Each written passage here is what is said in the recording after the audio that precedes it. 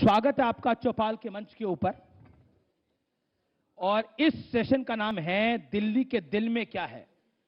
लेकिन जब आज हम इस सेशन पर बात कर रहे हैं तो दिल्ली में जामिया से लेकर सीलमपुर तक और जाफराबाद तक, जिसमें दो इलाके आपकी लोकसभा कॉन्स्टिट्यूएंसी के अंदर आते हैं, वहां पर जो कुछ हुआ वो हम सब ने देखा।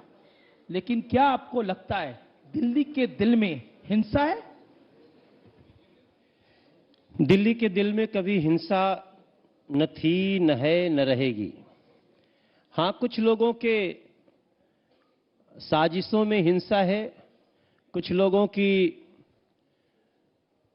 राजनीतिक जो जमीन खिसक रही है उसमें वो हिंसा को, उपद्रव को अपना आधार बनाना चाह रहे हैं। जी बिल्कुल ठीक कहा आपने। मैं जो सीलमपुर जाफराबाद ये जगह है, मैं वहीं से सांसद हूं, नॉर्थ ईस्ट दिल्ली उसका नाम है।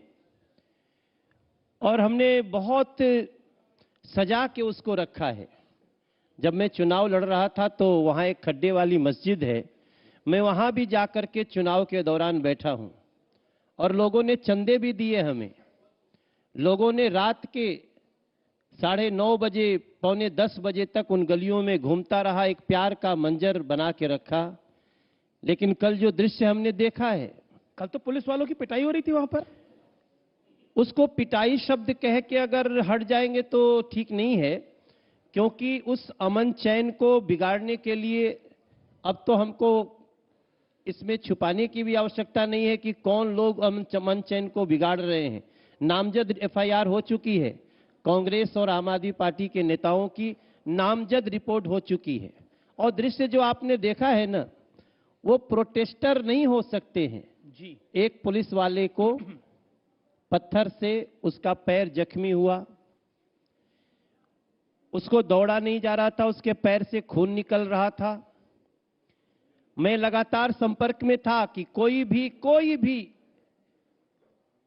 ऐसी घटना नहीं होनी चाहिए जो इसके पीछे जो मनसा जिनकी है उनकी पूर्ति हो।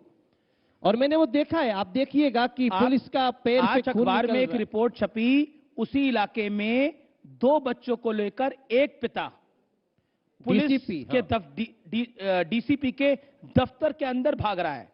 वो कह रहे हैं मेरे बच्चों की जान बच जाए। तो मनोज तिवारी साहब, आप सांसद भी हैं, केंद्र में 303 सीट वाली सरकार भी आपकी है। तो अरविंद केजरीवाल कह रहे हैं, मनीष सिसोदिया कह रहे हैं, कांग्रेस कह रही है कि इस आग लगाने के पीछे, इस हिंसा के पीछे आप लोगों का हाथ है। हां, आपका ही हाथ है। वो जो कह रहे हैं ठीक कह रहे हैं। मैं मनोज सिसोदिया को एग्जैक्टली कोट कर देता हूं, जिनको हार का डर है वही आग लगवा रहे हैं। हार कौन रहा है लगातार? 2017 में आम आदमी पार्टी जो 70 में 67 सीट जीती थी दिल्ली विधानसभा में, वो 2017 में 272 में 67 पार्षद नहीं मिला। हार वो रहे हैं या हम रहे हैं? फिर 2019 में आम आदमी पार्टी के लोगों की जमानतें जब्त हो गईं। वो हारे हैं कि हम हारे हैं?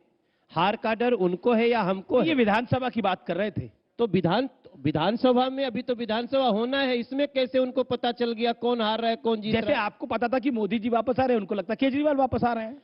सोचने को तो कोई भी सोच सकता है।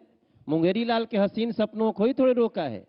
लेकिन अरविंद केजरीवाल ने इसी चौपाल के मंच पर क्या बोला था, वो मुझे लगता है सुनाना चाहिए और फिर आपका रिएक्शन लेंगे। ये कानून क्यों लाया गया, इसकी क्या जरूरत थी, ये मैं भी समझने की कोशिश कर रहा हूं। ऐसे टाइम में जब पूरा देश आर्थिक मंदी के दौर से गुजर रहा है, जब पूरे देश के अंदर हाहाकार मची हुई है, आज प्याज मार्केट में 200 रुपए किलो बिक रहा है, आलू के दाम बढ़ने चालू हो गए, महंगाई की वजह से बुरा हाल है, पूरी इकोनॉमी का भट्ठा बैठा हुआ है, सारी फैक्ट्रियां बंद हो रही हैं। एक यही मुद्दा बचा था क्या? इसकी क्या जरूरत क्या थी? इसकी पूरे देश में आग लगाने की क्या जरूरत थी? वो कह रहे पूरे देश में आग लगवाने की क्या जरूरत थी, सिर्फ यही मुद्दा बचा था। आप देखिए, इस व्यक्ति को पता ही नहीं होगा कि लियाकत नेहरू समझौता क्या है। इसको मालूम ही नहीं होगा। इसको पता ही नहीं होगा कि देश जब विभाजित हुआ तो दोनों देशों को अपने अपने अल्पसंख्यकों को बचाने की जिम्मेदारी थी। इसको पता ही नहीं होगा कि कितने बहन बेटियों की इज्जत लूटी गई है, तब जाके लोग भारत में भाग के आए। इस व्यक्ति को पता ही नहीं होगा सर। जाकर के मजनू के टीला पे रह रहे उन हिंदुओं से पूछो, उनकी बहु बेटियों की कैसे इज्जत लूटी गई, कैसे उनको पंडितों को गाय का मांस खाने को मजबूर किया गया। इस व्यक्ति को पता होगा क्या? और अगर आज भारत नेहरू लियाकत समझौते को पालन कर रहा है तो इसके जैसे आदमी को इसका विधायक क्या किया है? इस आदमी का विधायक बोलता है 1000 साल से हम लोग यहां शासन करते आए हैं, आज हम किनारे हो गए हैं। वो नारा लगवाता है हिंदुओं से चाहिए आजादी। यह समर्थन करता है कि हिंदुओं की कब्र खुदेगी एएमयू की छाती पर। ऐसे लोग समर्थन करते हैं, इनको पता चलेगा क्यों ये कानून आया है? ये कानून नागरिकता देने वाला कानून है। आप चल करके पूछिए ना, इनकी हिम्मत है तो एक बार हमारे साथ चल के आदर्श नगर चले, मजनू का टीला चले, आप लोग भी चले। तो मैं इसलिए परेशान हो रहा हूं कि मैंने बात किया। मैक्सिमम लोग कहते हैं हमारी बहन बेटियां जो यहां आई हैं पढ़ी लिखी नहीं है, क्योंकि स्कूल जाते ही उनकी इज्जत लूट ली जाती थी। दोनों देशों का कसम था कि हम अपने अपने अल्पसंख्यकों की रक्षा करेंगे। पाकिस्तान के 23% हिंदू 3% रह गए। हमें गर्व है, हमारे यहां जो मुस्लिम 9.5% थे आज वो 18% हैं। उनकी रक्षा के लिए हम खड़े हैं। कोई माई का लाल हमारे देश के मुसलमानों का नुकसान नहीं पहुंचा सकता, इनको पता है। लेकिन वो कह रहे हैं कि आप मुसलमानों के विरोध में हैं। ओवैसी कह रहे हैं, अरविंद केजरीवाल कह रहे हैं और साथ साथ कांग्रेस के लोग कह रहे हैं, कांग्रेस के नेता कह रहे हैं कि आप, ममता बनर्जी कह रही हैं। आप बताओ, हमने घर घर आयुष्मान योजना दिया, हमने हिंदू मुस्लिम बांटा। हमने घर घर टॉयलेट दिया, हमने हिंदू मुस्लिम बांटा। हमने सबको गैस कनेक्शन दिया, क्या हमने हिंदू मुस्लिम बांटा? हमने हर गांव में बिजली दे दिया, क्या मुस्लिम के गांव को अलग रखा? कोई एक उदाहरण तो बता दो। मैं हूं, वोट किया हूं मैंने सिटीजनशिप अमेंडमेंट एक्ट पे, citizenship amendment bill pay vote किया। अब वो एक्ट बना हुआ है, मैं पढ़ा हूं। कोई भी मेरे पास आके बता दे कि भारत के मुसलमान भाइयों का इसका लेना देना क्या है ही नहीं। तो सर, आप समझा नहीं पा रहे कि हिंसा क्यों हो रही है? नहीं, सब समझ रहे हैं। ये छात्र क्यों बाहर आ रहे हैं? भाई साहब, अगर वो नहीं समझते ना, अगर इसमें गड़बड़ी होती तो जिस दिन बिल पास हुआ उस दिन उपद्रव होता, ना कि रामलीला में कांग्रेस की रैली होने के बाद उपद्रव होता। ये जानकारी का, यही मैं बताना चाह रहा हूं। ये आपका ये बड़ा आरोप है कि कांग्रेस की रैली हुई उसके बाद उपद्रव हुआ। हाँ, कांग्रेस की रैली हुई, रैली में बड़ी भारी संख्या में मुस्लिम भाई बहन आए। अरविंद केजरीवाल फट्टू आदमी है, फट गया उसका। उसके बाद अपने अमानतुल्लाह खान को बोलता है, आप अमानतुल्लाह खान का भाषण सुन लीजिए सर। उसका भाषण जिस प्रकार से भड़काऊ है, भारत के अमन चैन को ये बहुत बड़ा खतरा है। उनके ऊपर एफआईआर भी हुआ है। थोड़ा शब्दों की मर्यादा रख ले, क्योंकि मुझे लगता है ये अरे मैं क्या शब्दों की मर्यादा रखूं सर?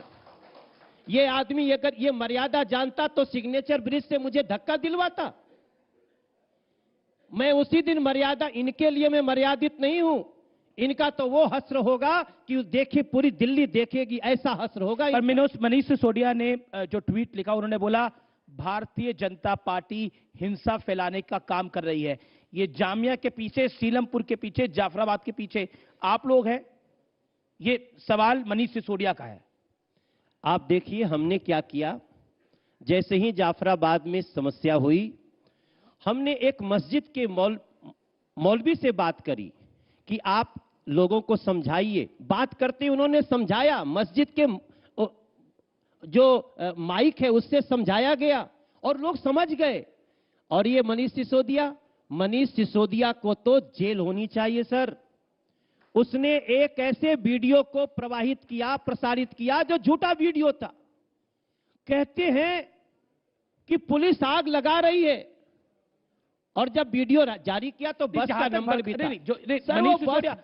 मनीष सिसोदिया ने जो ट्वीट करा वो गलत था, सिद्धांतिक तौर पे गलत था। लेकिन जो कपिल मिश्रा ने करा तो मनोज तिवारी साहब वो भी गलत है। अरे भाई साहब, मैं पूछता हूं, इतना ही कह के आगे बढ़ जाओगे कि गलत था? नहीं, पर अगर दोनों तरफ से इस तरह की भाषा का इस्तेमाल होगी तो ये जनता का क्या होगा? मैं तो जनता के लिए सवाल पूछ रहा हूं। अगर इस देश में एकता बनाए रखनी है तो जिम्मेदारी मेरी भी उतनी है जितनी आपकी है। बिल्कुल है, तभी तो हम हाथ जोड़ के प्रार्थना कर रहे हैं, प्लीज अफवाहों में मत आओ, प्लीज सिटीजनशिप अमेंडमेंट एक्ट को पढ़िए। इसलिए तो हम प्रार्थना कर रहे हैं, मेरे प्रधानमंत्री प्रार्थना कर रहे हैं, मेरे गृह मंत्री प्रार्थना कर रहे हैं। हम घूम के आए हैं वहां पे जाके न्यू फ्रेंड्स कॉलोनी में।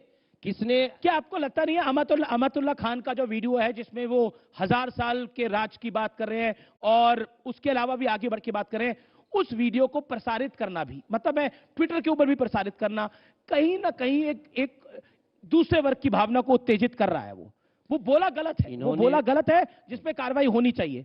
जो पुलिस ठीक समझे कार्रवाई करे, लेकिन उस वीडियो के बारे में बात करना भी। आप आम आदमी पार्टी के विधायक का सारा भाषण सुने ही होंगे आप लोगों ने, जो इस समय ये चैनल देख रहे हैं वो भी सुने होंगे। जी भैया, मैं बड़ी वेदना में हूं, मैं उस जगह पे हो के आया, मैं अपने अपने लोकसभा के लोगों से बात कर रहा हूं। आप जो पुलिस वाले को कल मार रहे थे, उसको यहां पत्थर लगा है, दौड़ा नहीं जा रहा है, और उसकी बाकी टीम दूर भाग चली जाती है पुलिस की, उसको पत्थर लगा है, उसके पास तक आते हैं और उसके बाद उसके यहां डंडा मारते, रॉड मारते हैं, यहां रॉड मारते हैं। वो आदमी लड़खड़ाता है, फिर आदमी एक पत्थर लेके आता है और पत्थर से उसकी यहां मारता है। Are they protesters? वो प्रोटेस्ट करने वाले लोग हैं? एक बार उस व्यक्ति के बच्चे के रूप में थोड़ा सोच लो। अब भावुक हो रहे हैं। जो आदमी ना जो मारा गया है ना, उसको ऐसे निहत्थे को 3 लोग मारे हैं और इसका सपोर्ट कर रही है कांग्रेस और आम आदमी पार्टी। 2 बच्चे जो आपने कहा ना, 2 बच्चों को जो बस तोड़ रहे थे, उसमें से एक आदमी 2 बच्चों को दौड़ के लेकर के जाता है डीसीपी ऑफिस में। ये प्रोटेस्ट करने वाले लोग हैं, ये शांति पसंद लोग हैं। जो भड़काऊ भाषण दे रहा है, जो झूठा वीडियो चला रहा है, उसको ऐसे ही जाने दें, मत जाने दीजिए। हमारा देश एक बगीचा है शांति अमन का। हम प्रोटेस्ट भी करना जानते हैं, चाहते हैं, करो, आप अपनी बात रखो, बैठो ना आमने सामने। पहली बार सदियों के बाद भारत में एकता अमन चैन हुआ है सर, सबका साथ सबका विकास हुआ है, कौन इसका विरोध कर रहा है? पर इसमें मुसलमानों का नाम नहीं आया। जो मुसलमानों को अगर नागरिकता चाहिए होगी, जो पाकिस्तान में अगर परेशान होंगे या फिर बांग्लादेश में परेशान होंगे या अफगानिस्तान में परेशान होंगे, अगर वो नाम आ जाता तो इतना तूफान नहीं खड़ा होता। भैया सीधी सी बात है, अल्पसंख्यकों के लिए कानून है। एक छोटा सा वर्ड है अल्पसंख्यक। अब इसको हमारे अल्पसंख्यक तुम्हारे अल्पसंख्यक तो नहीं कर सकते हैं। भारत के अल्पसंख्यकों को एक कोई खरोंच नहीं आने देगी मोदी सरकार, एक खरोंच नहीं आने देगी मोदी सरकार भारत के अल्पसंख्यकों को। और पाकिस्तान, बांग्लादेश, अफगानिस्तान में जो प्रताड़ित अल्पसंख्यक हमारे यहां आ गए, अरे जरा उनकी नजर से भी एक बार देख लो। ये अरविंद केजरीवाल आपके वीडियो में पूछ रहा है क्यों बिल ला रहे हैं, जाके उनसे पूछो। जो 23% हिंदू थे आज 3% रह गए, 20% कहां गए? लेकिन वो उसमें आपने वीडियो की वो बात तो सुनी, उसके बाद में पूछ रहे कि आलू इतना महंगा हो रहा है, प्याज इतना महंगा हो रहा है, उस पर कोई बिल ले आते तो जनता को ज्यादा मदद मिल जाती। आज जब ये दिल्ली को जलाने की कोशिश कर रहे हैं, आलू प्याज का किसका जिम्मेदारी है? प्याज के ऊपर ही ना बीजेपी की सरकार गई थी। तो जब बीजेपी की सरकार हो तब बीजेपी सरकार, स्टेट गवर्नमेंट का दोष है, और जब आम आदमी पार्टी की सरकार है तो फिर किसी और का दोष है। ऐसे तो नहीं चलेगा ना सर। अच्छा, आपको नहीं लगता कि अर्थव्यवस्था को लेकर कोई बड़ा काम होना चाहिए था? ठीक है, आपने 370 कर दिया, राम मंदिर का कोर्ट से डिसीजन हो गया, लेकिन अब आपने सिटीजन अमेंडमेंट बिल को पास करा के एक्ट बनवा दिया।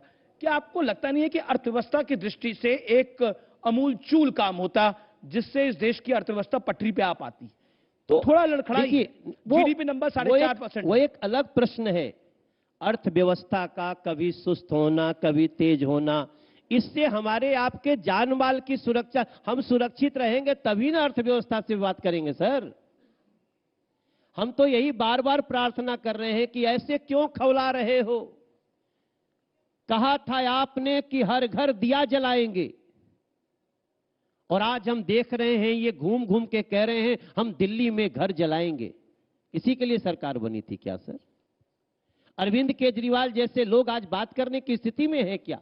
आप उनको पूछिए, वो कहते हैं उसको उनका विधायक कहता है। देखिए उन सब अरविंद केजरीवाल को, क्योंकि अब दिल्ली का चुनाव आ रहा है तो थोड़ा दिल्ली के चुनाव की बात करते हैं, उनको बल इसलिए मिलता है अरविंद केजरीवाल को, विपक्ष को ऑक्सीजन मिली है महाराष्ट्र से। महाराष्ट्र में आपका सबसे पुराना साथी आपको छोड़ के चला गया, तो केजरीवाल साहब को लगता है कि जब 75 पार नहीं हो पाया, महाराष्ट्र में सरकार नहीं बन पाई, तो दिल्ली के अंदर तो मैं दबंग हूं। अब तो दबंग है कि नहीं है ये फरवरी में, 8 फरवरी को पता ही चल जाएगा। हम कहा कह रहे हैं अभी आप क्या हो? शर्म नहीं आती है? सरकार रहते हुए तीसरे स्थान पे चले गए, जमानत जब्त हो गई। नहीं, 8 फरवरी आपने बोला कि चुनावों की तारीख तो भी अनाउंस हुई नहीं। हाँ, अरे भाई पहले चुनाव 7 तारीख को हुआ था, 8 फरवरी को नहीं होगा तो 14 फरवरी को हो जाएगा। पर हाँ, वो कह रहे इलेक्शन आपको, ठीक है रशीदी साहब, आपका सवाल आ गया। हाँ। अब वो कह रहे हैं कि इलेक्शन कमिश्नर ने आपको बताया क्या? पिछले बार चुनाव कब हुआ था? पल 7 फरवरी नहीं, आप पिछले बार चुनाव कब हुआ था? नहीं, डेकोरम बना के रखे सर, डेकोरम बना के रखे, डेकोरम बना के रखे। जी आप जवाब दीजिए। मेरा कहने का मतलब है, ये पता नहीं, ये कुछ लोग न मौलाना साहब थोड़ा नाराज हो रहे हैं। कुछ लोग भरे ही रहते हैं, उनको कुछ लोग भरे ही रहते हैं कि जरा सा कुछ मौका मिले तो हम वो करें। मेरा कहने, अच्छा ठीक है रशीदी साहब, आपकी परेशानी में समझता हूं। ये तूफान ना खड़ा करें। जी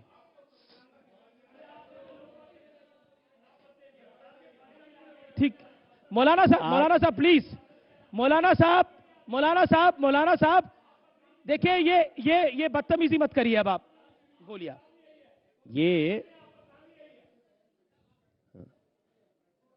ये मैं ये कहना चाह रहा हूं, पता नहीं कि भाई साहब को कौन सी आग लगी हुई है अंदर से, मुझे नहीं पता। पिछली बार 7 तारीख को चुनाव हुआ था। इसलिए मैं आपको करेक्ट करना चाहता हूं। मर्यादा जो आप दिखा रहे हो तो मैं देख ही रहा हूं, और आप जैसे लोगों की मर्यादा खूब जानते हैं। आपको जो आप बोल रहे हैं ना, आप जैसे लोगों की मर्यादा बहुत जानता हूं। करेक्ट योरसेल्फ, 7 तारीख को चुनाव हुआ था। करेक्ट योरसेल्फ, 7 तारीख को चुनाव हुआ था कि नहीं हुआ था?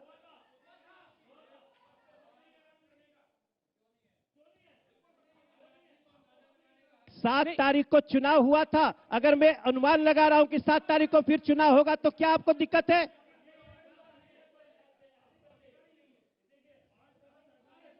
जी मैं अब आगे बढ़ते हैं। अब मैं एक अरविंद केजरीवाल के भाई, जी 7 तारीख को चुनाव हुआ था।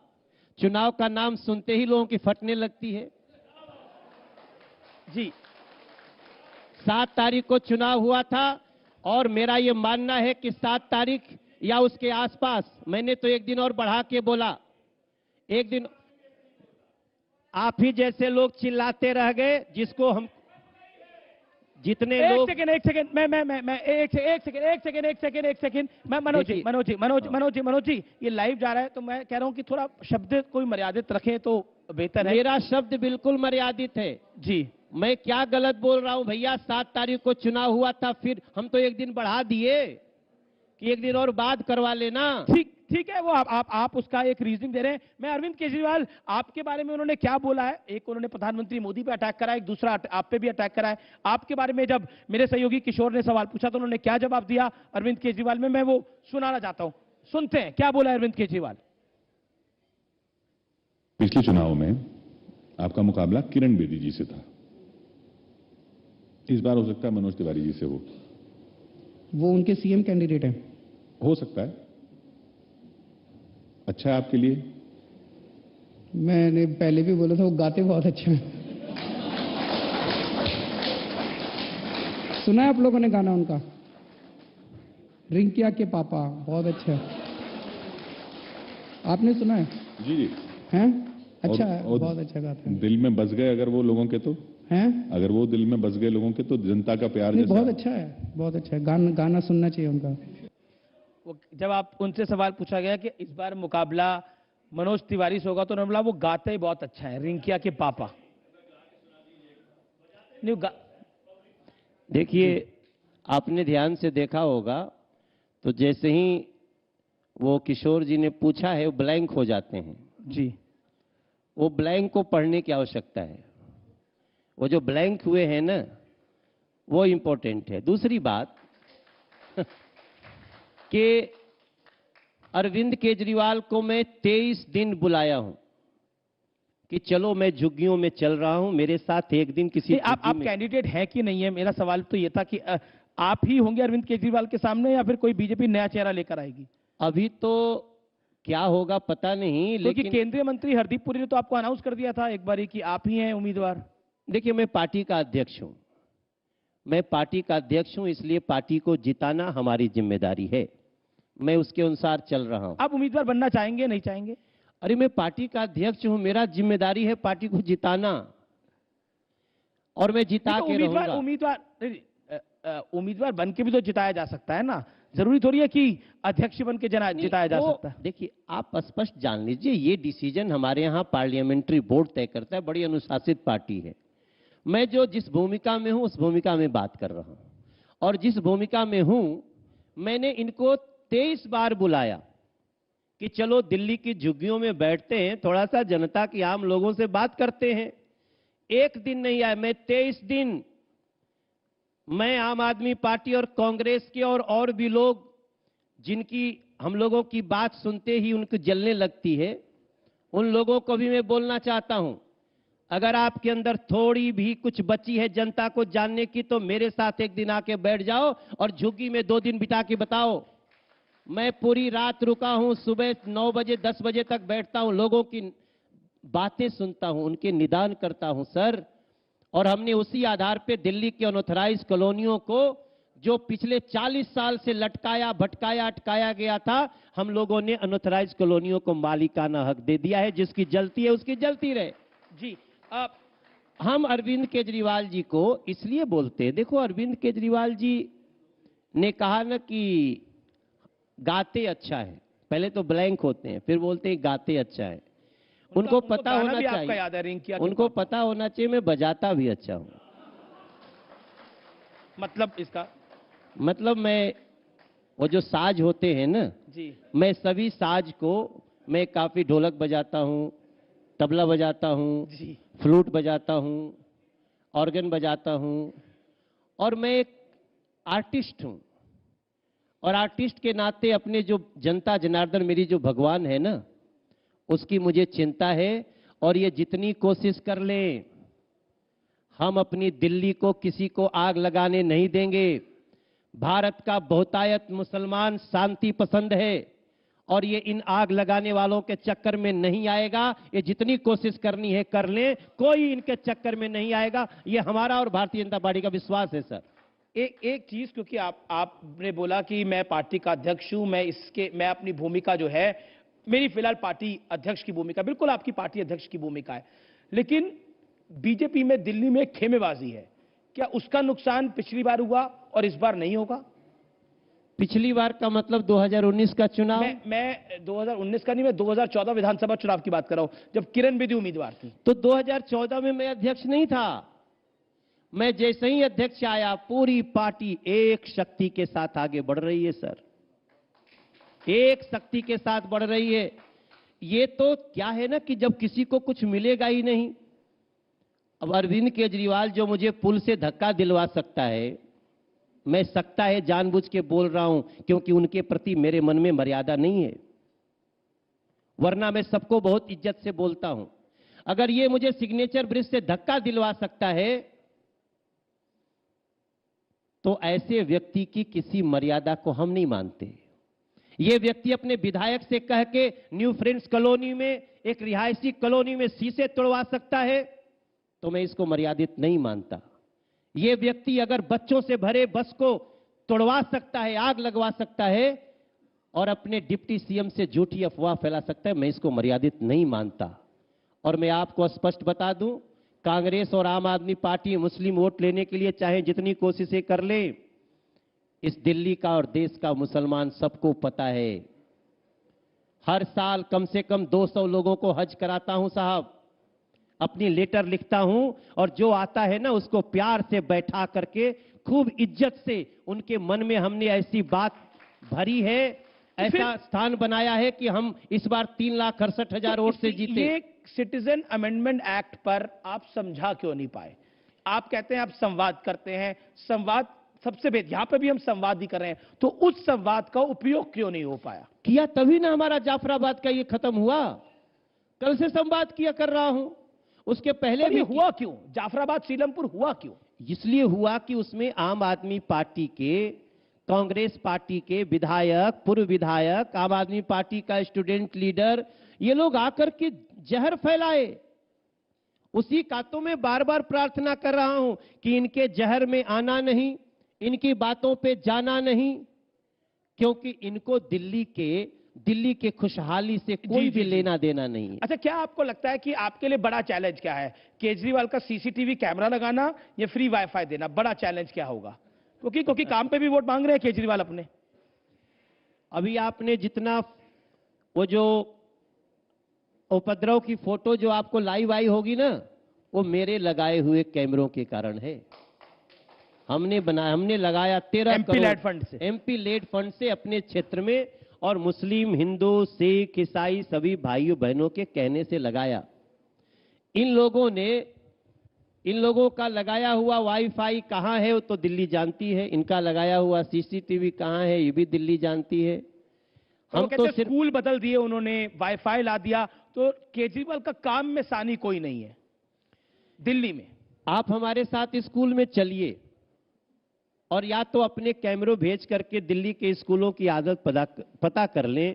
सर, अब नेताओं के कहने पे कभी मैं वाईफाई देखने चलूंगा, कभी मैं स्कूल में चलूंगा, तो फिर मेरा काम कौन करेगा? कोई बात नहीं, फिर हम ही लोग अगर हम बनवा के देते हैं, उसमें विश्वास कर लीजिएगा।